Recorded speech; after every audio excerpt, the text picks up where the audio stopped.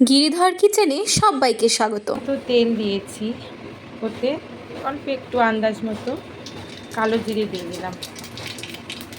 কালো জিরেটা ফুটে এলে এখানে চিনি চলছে, চিনির আওয়াজে শোঁ করছে। একটা কাঁচা লঙ্কাও দিয়ে দিলাম। আলুগুলোকে একটু আলু দিয়ে আলু দিয়ে ভেজে নেব। গরম হয়ে গিয়েছে, এতটুকু লবণ দিয়ে দিচ্ছি,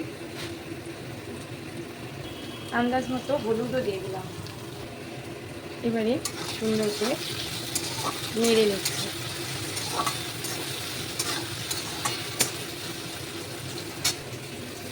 একদম কম আঁচে আমি রান্না করছি।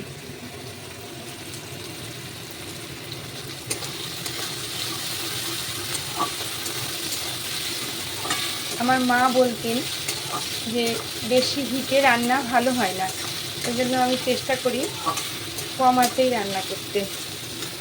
এদিকে আমি ঘিমি শাক, এটাকে ঘিমা শাকই বলে, এই যে তেতো শাক, ওই কচি পাতাগুলো বেছে নিয়ে ধুয়ে নিয়েছি। এদিকে আলুগুলো ভাজা হয়ে এলেই ছেড়ে দিলাম এই ঘিমি শাকগুলো,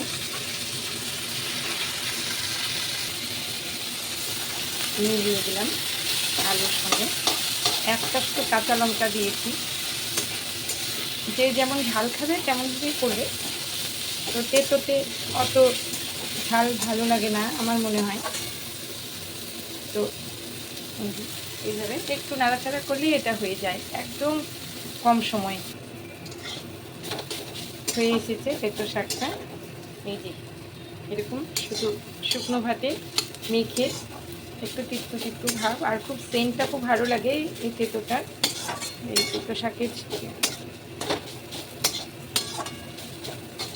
খুব স্বাদ, আর খাওয়াও অনেক ভিটামিন। হয়ে গেছে আমার তেতো রেডি।